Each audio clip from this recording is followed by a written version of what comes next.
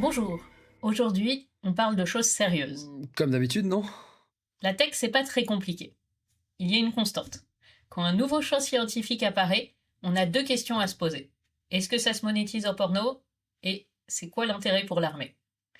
Je vous parlais au dernier épisode de la machine à association d'idées du docteur O'Grady, cette prophétie d'André Mauroy qui, en 1948, écrit que le salut de l'humanité, face à une nouvelle guerre nucléaire, serait d'améliorer les conditions de pensée.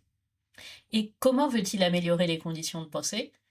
Pour lui, la transformation du monde en données, dans les bibliothèques et les microfilms, et de la donnée en renseignements exploitables, aboutira à des outils qui permettent de les exploiter, de les croiser, de les analyser, ou, dans ces mots, je cite, une machine à association d'idées qui mettra à votre disposition en quelques secondes, si vous voulez faire par exemple une recherche sur le traitement du zona par les médecins tibétains, ou sur le rôle de la pédérastie dans la fondation des empires, tout ce qui a jamais été écrit sur ces sujets capitaux. Ouais, pas précisément les usages qu'on fait de ChatGPT. Pas pour ma part, non. Mais il y a d'autres usages.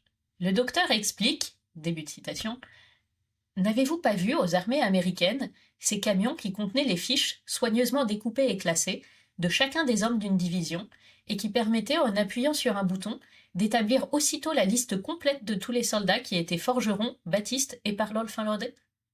Le principe sera le même. Mais il y aura mieux.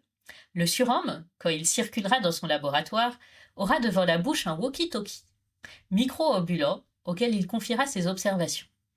Celles-ci seront immédiatement et automatiquement dactylographiées à distance, des cellules photoélectriques transformant le son en signe.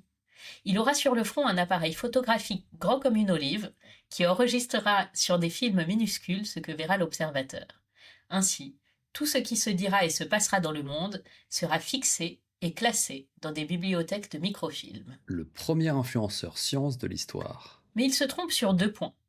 Déjà, en appuyant sur le bouton, c'est de la science-fiction datée. Ça associe la technologie à l'industrie et le progrès aux machines, visibles et tangibles. Aujourd'hui, les machines se dématérialisent de plus en plus. Si l'on parle toujours de machine learning, on évoque en réalité des modèles dans des serveurs. Certes, eux, bien réels et très gourmands en énergie et en eau. Parfois situés sur d'autres continents, activés par des agents virtuels, des capteurs ou à la voix. J'ai plus utilisé de téléphone à bouton depuis... je sais même plus. Ensuite, évidemment, cet homme qui a un talkie-walkie vissé à la bouche et un appareil photo sur le front ressemble plus à un tourisme armé de son smartphone qu'à un Uber savant reclus dans son laboratoire. D'ailleurs, le savant a d'autres ambitions. Toujours selon Mauroy, début de citation, il peut fournir à notre cerveau les relais nécessaires pour maîtriser nos connaissances nouvelles. Il peut nous donner des machines à prévoir, des machines à gouverner. Mais oui, beaucoup de problèmes de gouvernement sont en fait des problèmes de calcul. Seulement, les données sont si nombreuses que personne n'ose entreprendre l'analyse des situations. Au lieu de compter, gouvernement et peuple prennent le parti de déclamer, de hurler ou de se battre dans les rues. La machine mettrait tout le monde d'accord. Exemple, docteur? Il y a 1000 exemples. Vos agriculteurs demandent qu'on fixe le juste prix du blé, des betteraves. Fournissez à la machine les données utiles. Récolte, prix mondial, prix industriel, profit légitime, etc. Elle vous répondra par un chiffre irréfutable. On imagine aisément une machine à gestion bancaire. Elle vous indiquerait le taux d'escompte raisonnable dans telles circonstances déterminées, le volume de crédit justifié par la production, les valeurs respectives des monnaies. Oh, docteur incorrigible!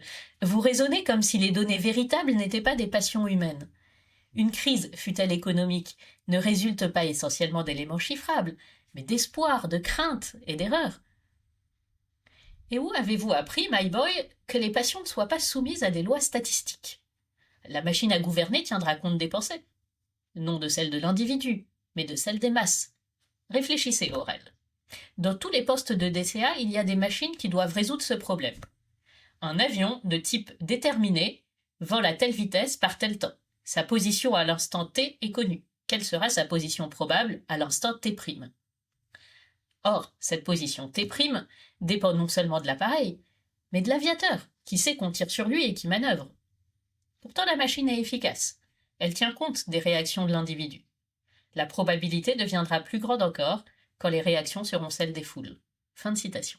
L'intelligence artificielle comme moyen de donner du sens à d'immenses bases de données en y révélant les patterns, c'est-à-dire les logiques sous-jacentes, et en effectuant dans le big data une curation nécessaire et personnalisée, Aurel résume, sans y prendre garde, en une phrase, la grande question de l'IA à une époque de besoins artificiels.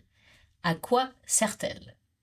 La réponse est dans une question si clairement posée, à consulter utilement d'immenses bases de données pour maîtriser, prévoir et gouverner. Mais dans quelles mains ?